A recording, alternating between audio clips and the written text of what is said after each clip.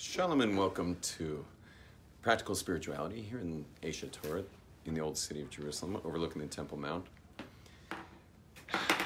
Please feel free to click on my new support of my media, all the media work I'm doing. Please click on that. If you're enjoying these classes, at least come in at some level to the club, which is yomtovmediaclub.com. So join that, be a supporter. I promise that at some point, we're going to do something really cool because I'm into generosity, and anyone who's supporting the work I'm doing I'm going to be supporting you as well. If you crinkle that bag one more time, I'm a freak. Just take it out quickly and don't touch it again, okay?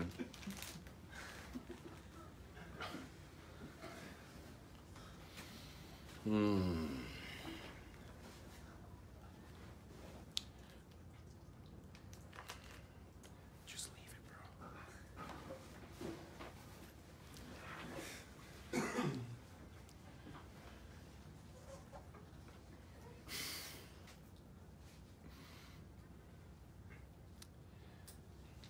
Do you mind flipping that chumash over, please? Thank you.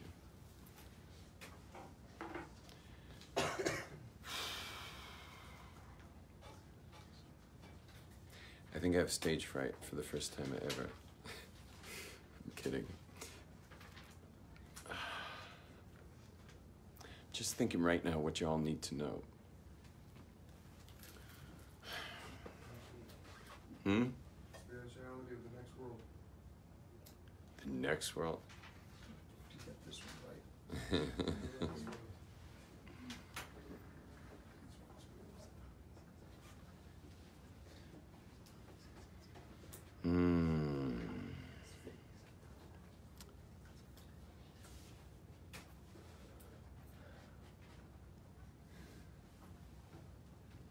My sense is to keep going with the theme of the, just what difference does anything make? I kind of like that theme. You guys like that theme?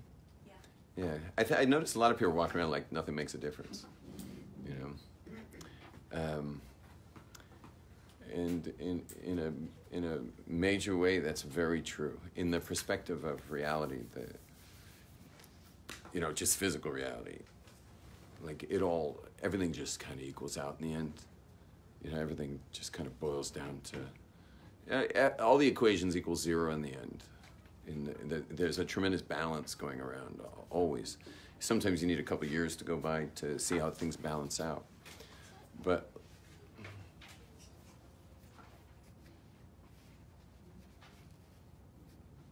there's a certain, there's just a balance of it all. Like, we'll have drought years, and then we're lacking water, so we're gonna create desalinization plants, and then those desalinization plants are gonna fix our water problem. But in fact, we do have rain fixing our water problem. Like this year, we're having this insane amount of rain. There's a bunch more coming in the next days, thank God.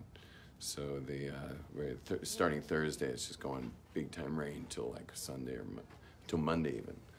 I think there's a bit of a respite, maybe on Friday, maybe on Saturday, I forget. But but those desalinization plants, which are expensive, they're hard to invent, they're expensive to make, but the world's going to need them and is already buying them from Israel. And so like the bad news of the drought years was the good news for the world that needs desalinization plants to take the salt out of the water so that people can drink. This is happening all the time in all our lives, where everything kind of equals out in the end. And I'll be walking down the street, going to a store, crossing town a little bit, get to that store to find it closed, and then meet someone right outside the door who really needed to talk to me, but didn't know how to reach me. And so, like, what's going on? Why didn't I just Google that store and see that it was closed, or what was I even thinking that it would be open at that point of the day or night? And there's this person who needed me, and it was all like equaling out because there's some some part of the equation of life, there was a lack, just like the lack of water I discussed, but there was a lack for some person. And then I had to have a lack because I needed to get to the store to buy something to fill the lack, to fix something in my house. And of course, the store was closed, but this guy, needed me. And so I got to help him. And then I got to go home, and my wife said, where's the thing to fix the house? And I'm like, the place is closed. She's like, can't you just take our house a little more seriously? And then she kind of like gives a little rant about house upkeep, and then ultimately breaks down crying, saying that, this has nothing to do with the house. It's really what I'm feeling is lonely right now. And so then I'm like, wow, kicking into gear, like really being there for my wife. And this had nothing to do with that pipe in our bathroom, and now I'm like really there for her. And she had never broken down crying like that had that guy had the store been open, which means I would never have seen this guy. And so it all equals zero in the end, because you'll notice that whatever you need, you always get. Whatever you want, for sure you get, but whatever you need, you get. We know about what you want, because what you want is like, the world conspires for that. Like whatever you desire, the universe literally conspires to fulfill that. Even when it goes against you, even when it goes against God, you'll notice everything you've ever wanted to do, even if it was against God, you succeeded.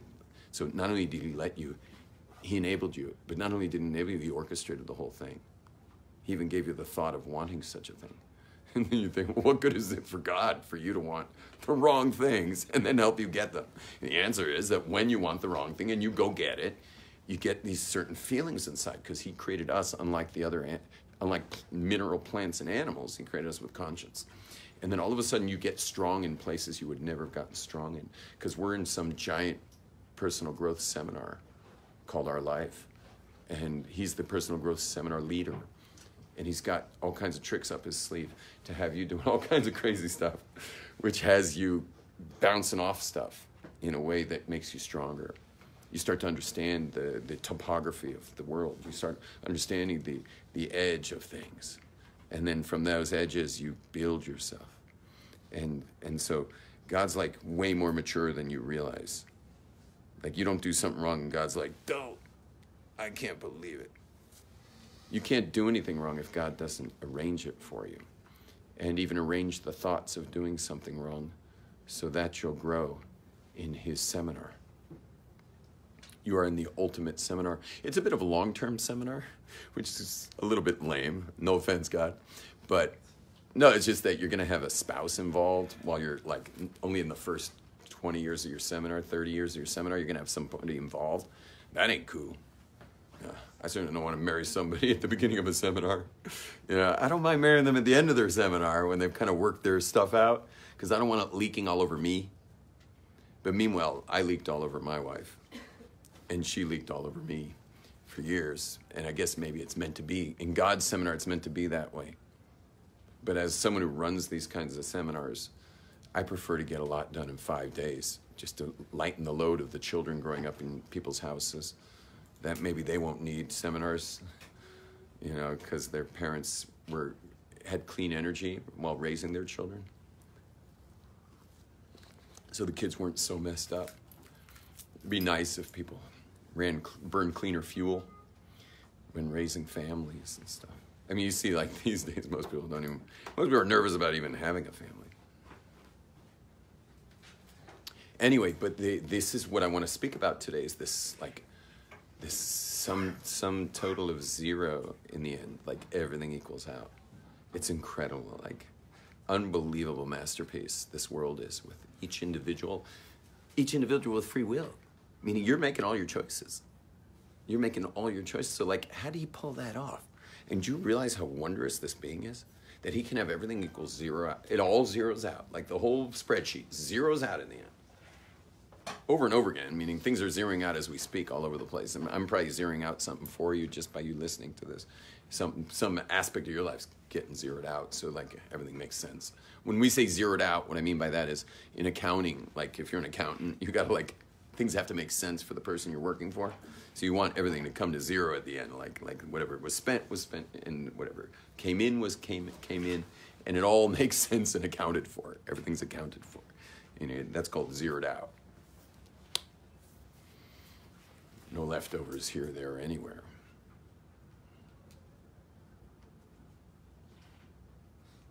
Sometimes I wonder if financially we should actually be zeroed out. Because if your accountant kept zeroing you out and said, look, you made no money this year, but you survived perfectly.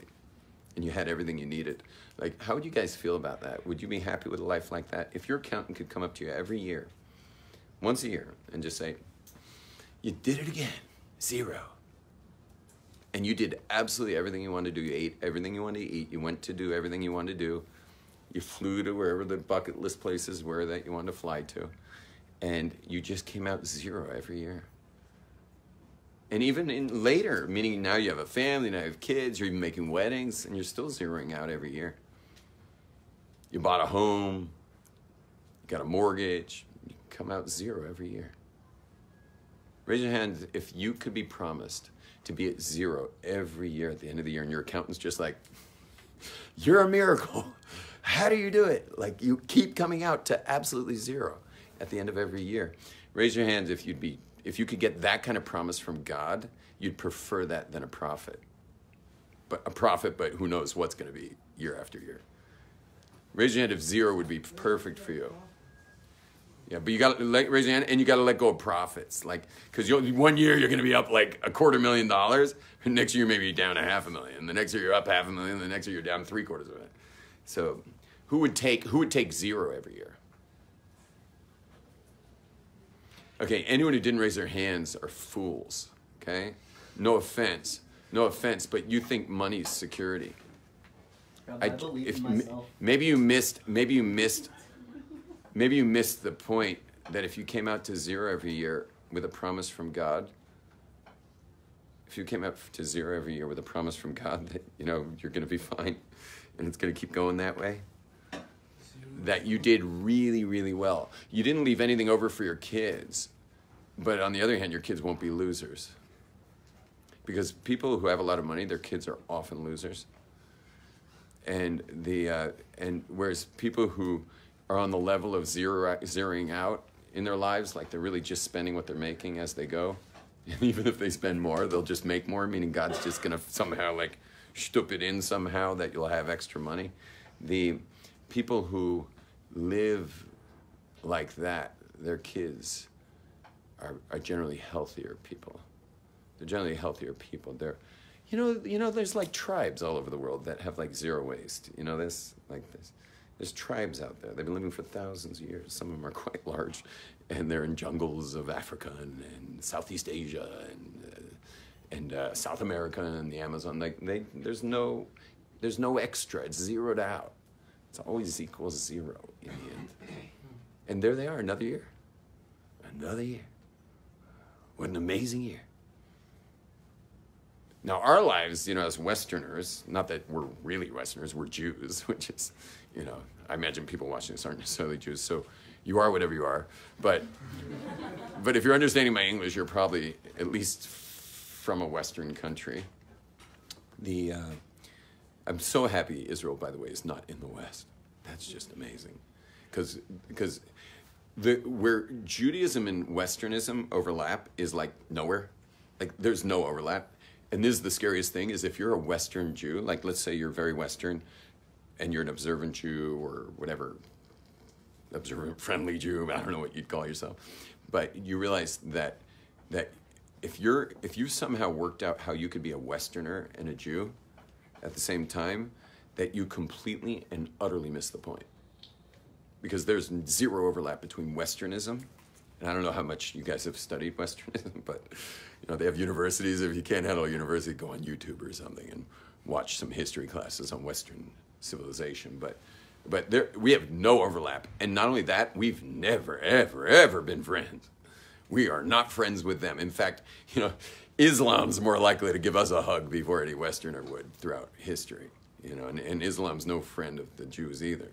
But boy, compared to Westernism, And here's the crazy thing, is that if we actually put you under a monitor, like this kind of, you know, it's like an MRI tube, but it's like a different kind of technology.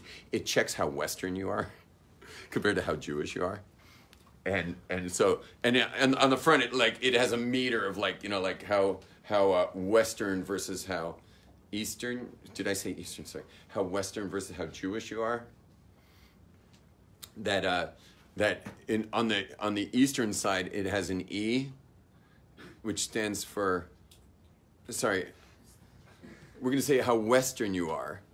It has an E for the word Esav. And however west it goes, it has a Y for the word Yaakov or Yisrael.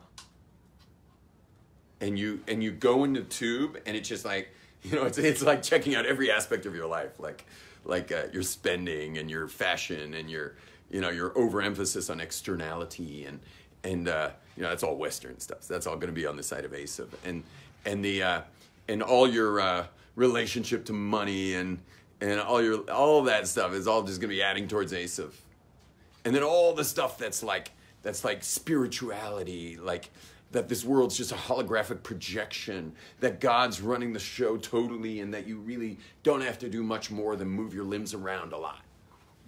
You know, like it's something you're good at. Like get good at something and move your limbs around, and people will pay you for it, which is insane. You know, like you get to move your limbs around. I mean, the only limb I move around mostly is my mouth, which is really funny.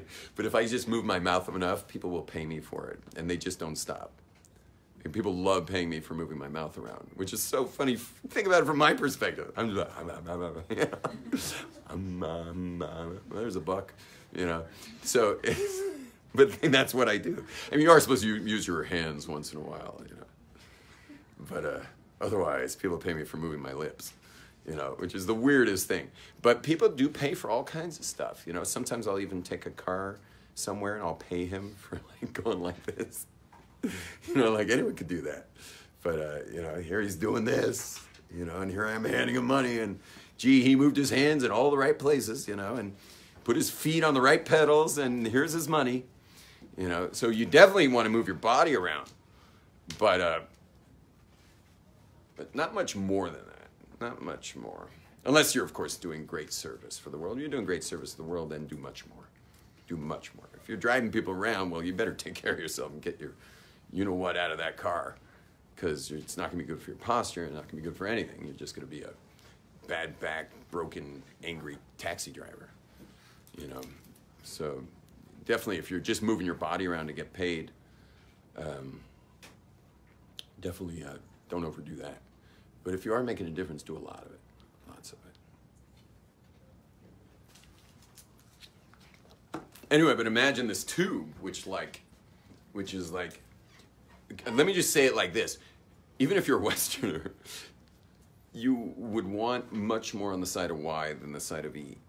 Even if you're a Westerner, because I know Gentiles don't have Jewish souls, so they don't have the same existential, like, incredible thirst that Jews do. Like, Jews can't live with themselves if they don't know what they're living for. Like, they're literally going to just ram their head into a wall. Jews who don't know what they're living for are, like, horrifically depressed. Horrifically depressed. Gentiles who don't know what they're living for, I mean, what do you think they have bars for? So go get smashed and like ram your car into a tree or something. Like that's meaningful. You know, find something to do with you know, with a little bit of alcohol or something. But Jews, alcohol doesn't make a difference. Alcohol is meaningless. So why do you think we have like almost no addiction? You know, Jewish people have almost no addiction when compared per capita to Gentiles. And I mean, these days there's more of it, but that's because there's more meaninglessness and stuff. But Jews in general, we're just not a very addictive people. It's because it just doesn't fill our existential vacuum very much. You know, like how's alcohol going to fill that? You know, or anything for that matter. One thing Jews do like though is like cannabis and psychedelics and stuff like that, but that's only because it causes their brains to start thinking in all kinds of new ways, and maybe there they'll find meaning. Maybe they'll find some meaning there. The problem with it, though, of course, is that they think that the meaning's going to keep staying there every time they smoke some. They don't realize that there's kind of a ceiling to, like, to that. And sadly, so many Jews that I meet, like, they got to cannabis because the meaning it brought them, but there was a huge law of diminishing returns. Yet they're still stoned all the time, even though they're not really getting much they're not getting the advantage of that particular plant that God put in this world. But he for sure put it in the world for Jews, definitely. Gentiles, it's fun at concerts, I think. Gentiles like cannabis for rock concerts and stuff. Like, you go to a rock concert, it's just all of a sudden it's just like, woof. The whole place just totally reeks, Interestingly, when I was in Santa Barbara, I lived in Santa Barbara for 5 years in a college town, it's the highest populated square mile west of the Mississippi, and everyone was between the ages of 18 and 22. Imagine what was going on over there.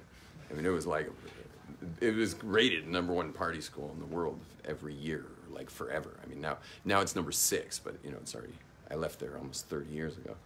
And anyway, crazy campus there. But you ready for this crazy thing? You want to hear something amazing? So there would be these psychedelic parties that, were definitely invite only, and, a lot of people at these events, and not a ton, whatever, 50, 70 people, maybe 100 on a bigger one. And it held at some university crazy flop house apartment. And whatever, it was there, and everyone's going all night because, they were just totally turned on, and they're going all night, and lots of loud music. And what would happen, and this happened every time, but every time without one exception, is there would be a bedroom, like a pretty big bedroom, that would slowly fill with people schmoozing. It was kind of the place to go schmooze, where you could actually hear yourself think, and maybe hear someone talk. And whatever, people gathering there throughout the night. But people weren't leaving, they were staying. And then more people would come in and gather, and more people would come and gather. Until it got to the point where there were about 50 people dancing. And about 20 people, at around sunrise, there were 20 people in the bedroom, where somewhere near the front of the bedroom, by the door, 2 girls were talking. And one of the girls said, "Oh my gosh, I should never have done this. I totally forgot I have to drive to LA for a bat mitzvah." And the little girl talking to her says, "You're Jewish?" And she's like, "Hope that's not a problem." She's like, "Well, no, it's not a problem at all. I'm Jewish." She's like, "You're kidding." And they're like, someone overheard them. They're like, "You guys are Jewish? I'm Jewish." And "You're Jewish? The person he was talking to, he's Jewish. And everyone's Jewish, but except there's 2 like total hippies, like full on, like Sigmund the Sea Monsters coming down like the dreadlock style, sitting in the corner of the room. Definitely not Jewish, but they just had to ask. So the whole room goes over to these 2 like radical hippies, and they're like, "You guys wouldn't happen to be Jewish, would you?" And so I looked up and said, "Of course I'm Jewish." And the other guy's like, "I'm Jewish." And the whole room just goes, except for us, because we didn't know what the hell everyone's talking about. All of the other groups just went like, "Wow!" I mean, it was just like one of those Hava Nagila moments where Hava Nagila, Hava. So we're having our whole Hava Nagila moment. And it was more of a Hava Nargila moment. And anyway, so we have our whole Hava Nargila moment. Can you slide over one so these 2 can sit together, please? Welcome. So anyway, so check this out. So we find out that everyone, on the magic mushrooms in the dance floor are about 50, while the other groups, 20, and they all turn out to be Jewish. It's weird, because they actually sent those 2 first girls, went on a mission to ask every person on that dance floor if they're Jewish. And the place had completely, unconsciously segregated itself between Jews blowing their minds on the meaning of life, and how this relates to that, and that relates to this, and this relates to that, and that relates to this, which is called Bina. That's the part of the mind called Bina. And they're like completely blowing each other away all night. And then a dance floor with 50 goyim sorry, is this essentials? 50 Gentiles going like, you know, like, I don't know what they're doing in there, but they're just moving their bodies up, boom, boom, boom, boom, boom, boom, boom. You know, they kept playing the song Safety Dance, you know. S, S, S, S, A, A, A, A. You can dance if you want to. You can leave the... So, but we could just hear it kind of thumping on the wall. Thump, thump, thump, thump. And anyway, this happened over and over again. And years earlier, I was at I was supposed to study for an exam for the university that I was supposed to be enrolled in. And anyway, but I was at this, studying for this exam, kind of. I went into a learning room because, whatever, I had an exam. And you're supposed to study before an exam. At least that's what I was told when I was a kid. So I went in there, and turns out there were two people in that room. And we started talking a little bit. Well, it became one of those great conversations about the meaning of life. You know those great conversations that go all night? You know what I'm talking about? Where you'll have a conversation, sometimes with a stranger, sometimes with a friend, but it's often with a stranger. And you'll just go all night in this amazing conversation about the meaning of life. So anyway, the sun rose. We all went out to the cliffs in Santa Barbara and watched the sunrise. And it was like, we felt like we knew each other forever. We were like siblings. And anyway, I surfed for a few hours, and I called my mother and told her about this conversation. And I said, but I didn't study for the exam. And she was like, that's okay. Those conversations are what life's all about. Which was such a sweet thing for my mother to say. And it taught me when I was, a young man, it taught me that conversations about the meaning of life are worth having. And they're important. And they make a difference. And they fill your heart with purpose and meaning. And they're good. These are good things. And so ever since she said that, I just wanted to have the conversation. Like, I just want to have that conversation. But you can't plan such a conversation, right? Can you plan it? It just happens. Like, you can't plan it. So I would just yearn for it. And when it came, it came. But it seemed to come more once I wanted it. And then more and more and more until I became the kind of person that people were seeking that kind of conversation with. So, or people would say, hey, you got to talk to so-and-so, and then we'll have that conversation because someone was told that they should talk to me. But anyway, that went on and on. End of the story is I show up at Aish Torah here in Jerusalem, exactly like you guys walked in this class, I walked in, just with 100 of these. Yeah, I had literally 100 of these coming down my back. And they're natural. I actually have natural, like, Italian curls. So they're really fun, by the way. They just, that's just what they do. I do brush them straight, though. Because if I don't brush them straight, I get like 4 to 7 on each side. Perfect ones. Just 4 to 7 perfect ones coming down on each side. But if I brush them together, they just zip up like that together, which is, it's really cool. I can't express to you how cool it is, because when I say cool, I don't mean cool like, hey, that's cool. I meant it's great and convenient, because in our community, you have to have your payas twisted, because otherwise you look like, you really look like Krusty the Clown. You're just like, they just go crazy. So you have to twist them, but what if you have straight hair like this lady? Like, your payas would be perfect. This lady over here would be like suffering with like gels and stuff, and like trying to get those payas. When you're a little girl, or a little boy, they would be like putting them in rollers for when you sleep, because the mother she's too freaked out in the morning to get them right. And you get notes home. You get notes home. I used to get notes home until they got to know us better. Because my oldest son has straight hair, and I would get notes home. Can you please make his payas?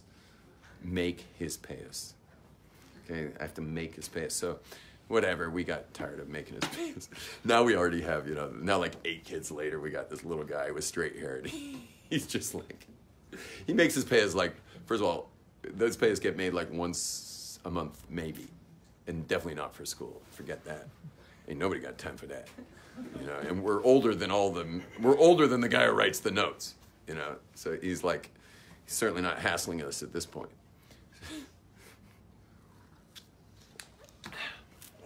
Can I just tell you all, when you have children, their administrators as if they're 30 years younger than you. I'm not kidding. Treat the administrators as if they're 30 years younger than you, and watch the way they react. They'll react as if they're 30 years younger than you, and they'll just start apologizing all over the place, and then doing everything they can for your child. Because I promise you, 30 years later, I mean, if you still are having kids, and we kind of were on the big family plan, but at least help your grandkids. But when you're 30 years later, and then you're looking at your kids, looking at speaking to administrators, you're like, they work for you. And the truth is, you realize later they were working for you in the first place. You're their client. The kid's not the client. You're their client. And treat them as such. They're working for you, and make sure they are working for you. You be that mother or that father that's like, when the phone rings, they're like getting nervous. Like, oh, what do we do now? But what happens instead? You're a young mother, you're a young father, and you're getting the phone call home because your kid's an absolute rascal. And you're like, what did he do now? I mean, they have the tables turned. Because think about it, anyone who's an administrator of any institution is a certified control freak to begin with. So how are they going to relate to the young parents they're dealing with? With control. They're going to control you. All the way to medicating your kids for being creative. You know, creative kids have to get medicated, obviously. Because Lord knows education systems are not very creative. And so if your kid's born creative, there's people who are called creatives, and then there's other people that are born as implementers. Every person, you'll notice that this room has 50% creatives, and it will have 50% implementers. That's the way God made it, so that creative people's creativity gets implemented. But what happens is they set up an education system, which is all very fresh on the history of our planet. The education system's still like wet paint. You know, it's universal education. I mean, most countries still don't even have such a thing, but we all took it for granted. And they made all the creatives feel dumb. All the creatives felt dumb. Today they medicate the creatives. I was raised before medication, so I was just made to feel dumb.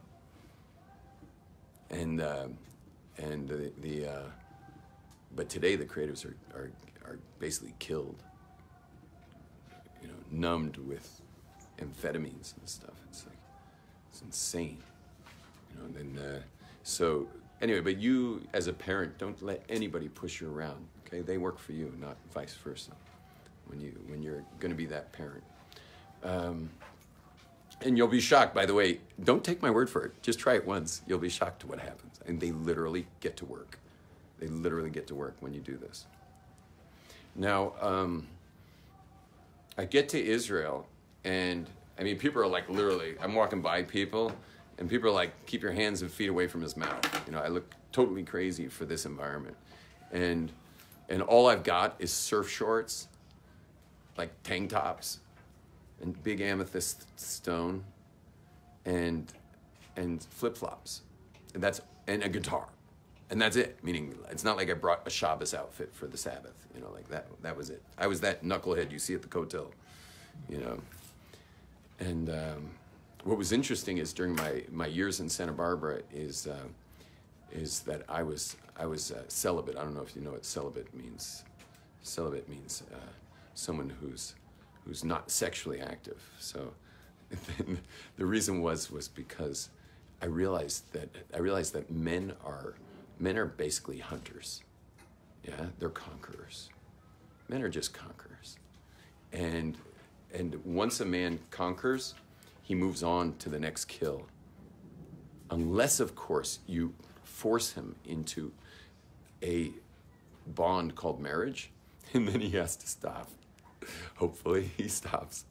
But they are conquerors, and the only way to stop him from conquering is force him to have to marry you. Well, how are you supposed to force him to marry you? I mean, that's a little difficult, and the answer is very, very simple. It's a thousands of years old formula. It's called no tiki, no washi. For thousands of years. Thousands of years. You want sexual favors? I'm more than happy to provide. Just put a little insurance policy on my ring finger. and you get it all. But no ticky, no washing. Yeah.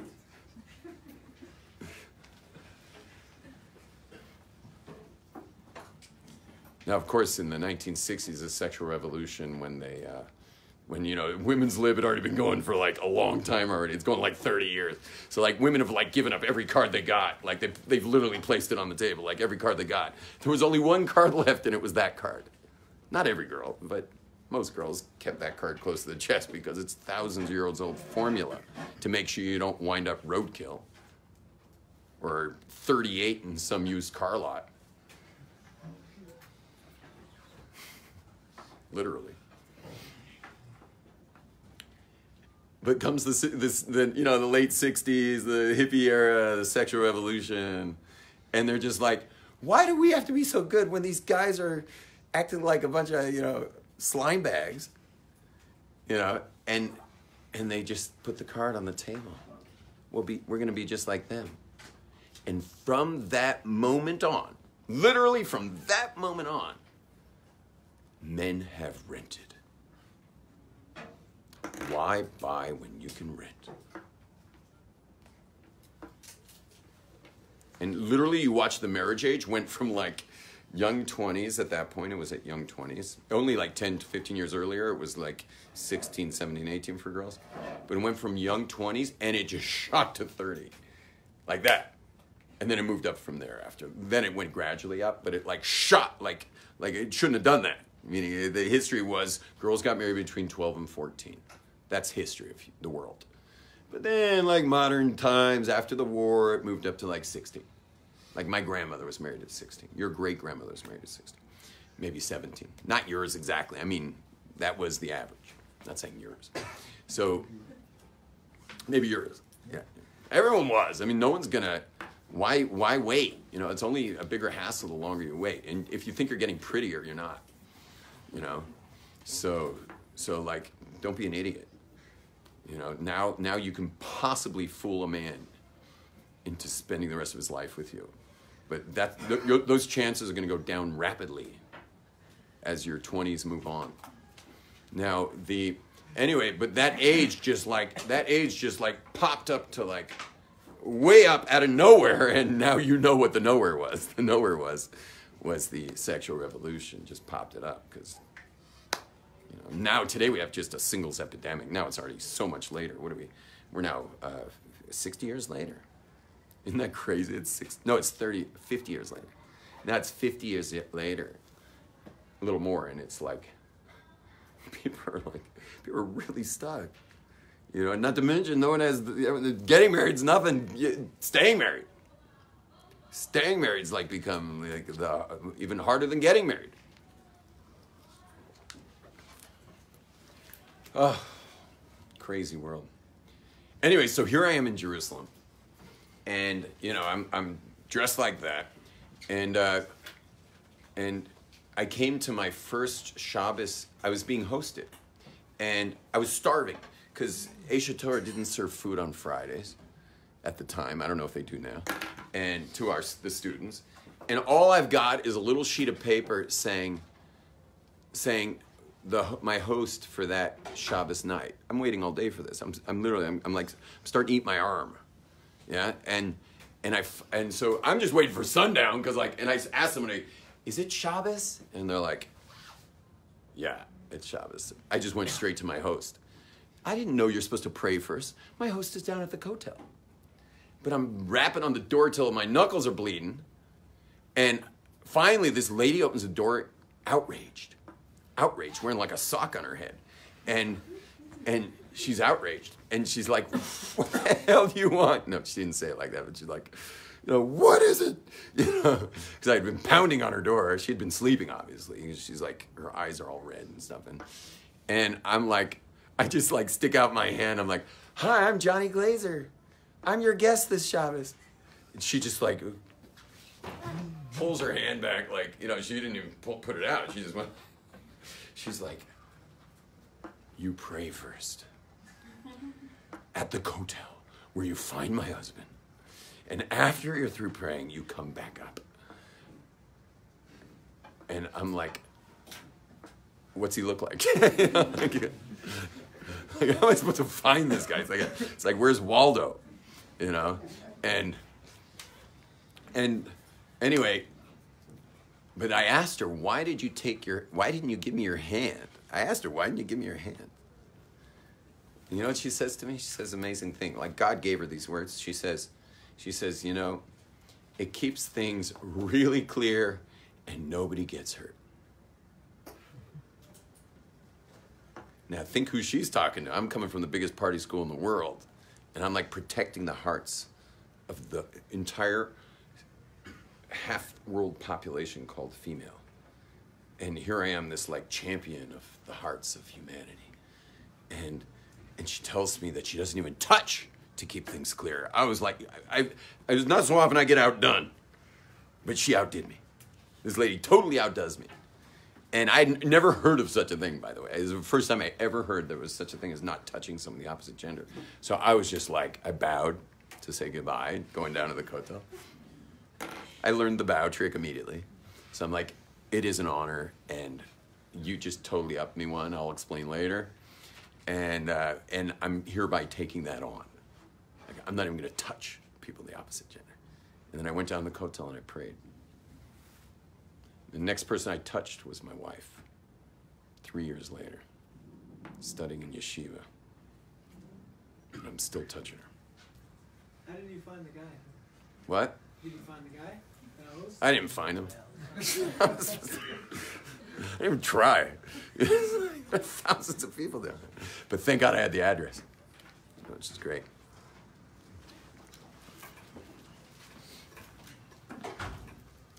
So here we are in the, here I am in these classes, and the classes are riveting. I mean, they're like truly meaningful.